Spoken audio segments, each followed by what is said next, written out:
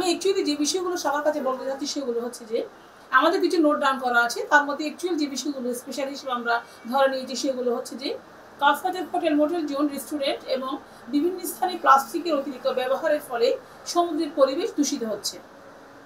একই সাথে প্রাকৃতিক সম্পদ কক্সবাজার সমুদ্র সৈকতকে রক্ষার জন্য দ্রুততম সময়ের মধ্যে প্লাস্টিকের ব্যবহারকে নিয়ন্ত্রণ করতে হবে। একই সাথে সমুদ্রে মাছের চাষের চেয়ে প্লাস্টিকের সংখ্যা দিন দিন বৃদ্ধি পাচ্ছে।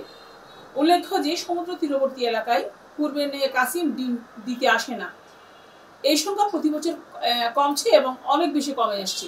পাশাপাশি পাহাড় এবং বন উজাড় করে জমি দখল এবং স্থাপনা নির্মাণ বন্ধের জন্য উদ্যোগ গ্রহণ করতে হবে।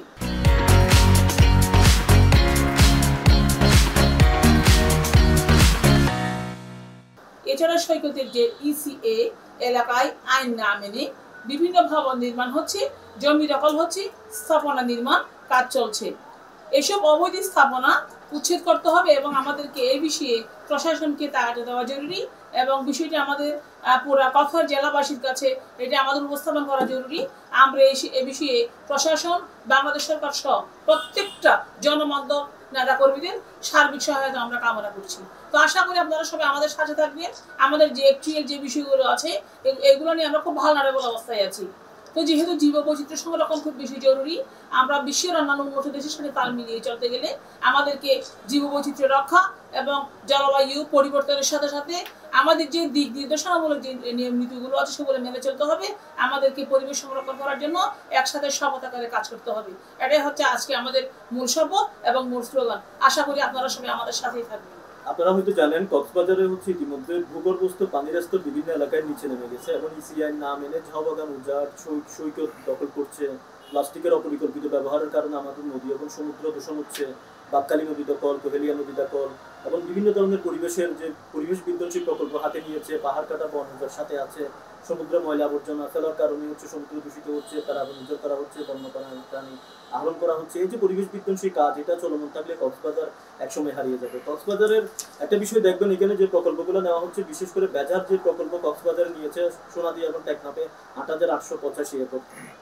এর মধ্যে সুখবর হচ্ছে গত কয়েকদিন আগে হাইকোর্টের একটা রায়ে মহেশখালীর যে বেজার কাজ সেটা স্থগিত করেছে। আমরা স্থগিতে বিশ্বাসী না, আমরা চাচ্ছি এই প্রকল্পটা বাতিল করা হোক এবং টেকনাফ সহ কক্সবাজারের যেখানে যেখানে পরিবেশ বিনষ্ট করে বেজার প্রকল্প করছে সেই প্রকল্প যেন দ্রুত সময়ের মধ্যে বাতিল করে সেই জমি পূর্বের অবস্থায় ফিরিয়ে দেওয়া হয়, সেখানকার জীববৈচিত্র্য রক্ষা করা হয়। আরেকটা দেখবেন কক্সবাজারের সবচেয়ে যে ক্ষতিগ্রস্ত দ্বীপ মহেশখালী উপজেলা, যেটাকে রক্ষা করার কথা, সেখানে হচ্ছে প্যারাবন উজাড়, পাহাড় কাটা, নদী দখল, এই জিনিসগুলাই আছে। আপনারা অবাক হবেন যে গত ৬ মাসে প্রায় ১৫,০০০ ইসিআই আইনের আওতাভুক্ত এলাকায় তারা প্যারাবন কেটে হচ্ছে মরুভূমি বানিয়ে ফেলেছে। এর পাশাপাশি এখানে কয়লা বিদ্যুৎ কেন্দ্র করেছে। এই কয়লা বিদ্যুৎ কেন্দ্র করেছে ত্রিফসলা জমিতে। এই ত্রিফসলা জমির মানুষগুলো আজকে তাদের বাড়ি হারিয়েছে, তাদের পেশা হারিয়েছে, তাদের কর্ম হারিয়েছে এবং তারা অন্যত্র মহেশখালী থেকে বেরিয়ে গিয়ে কাজের সন্ধানে অন্য জায়গায় তারা স্থান করে নিয়েছে। টোটালি হচ্ছে একটা দুর্ভিক্ষ প্রবণ এলাকা হিসেবে মাতার বাড়িতে এই কাজগুলো চলছে। পাশাপাশি যে কোহেলিয়া নদী ছিল, কোহেলিয়া নদীর কোনো অস্তিত্ব নাই বললেই চলে। এই নদীটা একদম মৃত হয়ে গেছে। আরো দুঃখজনক ব্যাপার হচ্ছে সরকার এখানে সমুদ্র বন্দর করার জন্য ৬০০ একর জমি নেওয়ার জন্য প্রস্তাব দিয়েছে। এই ৬০০ একর জমি হচ্ছে ত্রিফসলা জমি এবং এখানে মানুষ বসবাস করে জমি। এই ত্রিফসলা জমির উপর যদি বারবার এখানে প্রকল্প করা হয় তাহলে এই মহেশখালী মানুষগুলো যাবে কোথায়? তারা অর্থনৈতিকভাবে স্বাবলম্বী কোথায় হবে?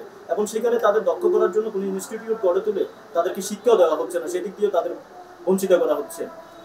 আরেকটি বিধ্বংসী প্রকল্পের নাম হচ্ছে এসপিএম প্রকল্প, যেটা প্রায় ১৯১ একর পাহাড় কেটে যে প্রকল্পটা নির্মাণ করা হয়েছে। এই প্রকল্পের ১৯১ একর টোটালি ছিল বড় বড় পাহাড়। এখানে নানান ধরনের জীববৈচিত্র্য ছিল, পরিবেশের এখানে বাঘ ছিল এবং আমাদের এখানে হচ্ছে বন্য হনুমান ছিল, হরিণ ছিল। এই জীববৈচিত্র্য সম্পূর্ণরূপে হচ্ছে তারা ধ্বংস করে ফেলেছে।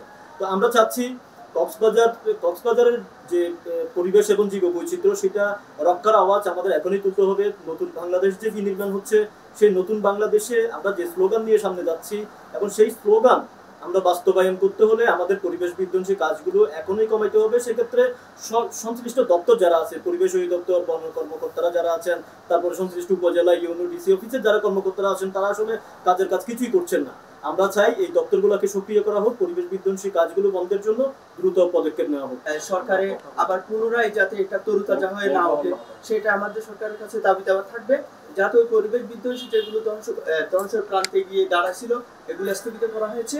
এগুলো যাতে অতি সত্বর সরকার আমাদের জনগণের চাহিদা হিসেবে এগুলো মেনে নেন এবং সরকারের আশু দৃষ্টি কামনা করছি যাতে এই পরিবেশ বিধ্বংসী যে ধামাচাপা যেগুলো দেওয়া হয়েছে সেগুলো যাতে আবার পুনর্জীবিত না হয়, সেই আহ্বানটুকু আমাদের সরকারের কাছে থাকবে।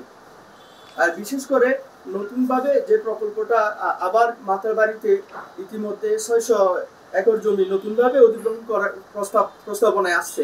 এই প্রস্তাবনায় যদি এগুলো আসে তাহলে আমাদের মাতারবাড়ির যে বর্তমান পরিস্থিতি, যে লবণ চাষ করতে পারতেছে না, সিন্ধি চাষ করতে পারতেছে না, কোহলিয়া নদী প্রায় মৃত প্রায়, ওনাদের এই যে জেলেগুলোর যে হাহাকার দেখলে আমরা বুঝতে পারি যে ওনাদের যে পরিবেশ, আগের পরিবেশ এর এখনকার পরিবেশ মনে হচ্ছে আমাদের আকাশের উড়ন্ত বিমান নিয়ে যাওয়ার যে দৃষ্টিভঙ্গি আমরা নিচের ঘরবাড়িগুলো দেখি, ঠিক একই প্রায় আমরা মনে হচ্ছে যে এই হাহাকার মরুভূমিগুলো আমরা দেখতে পাচ্ছি।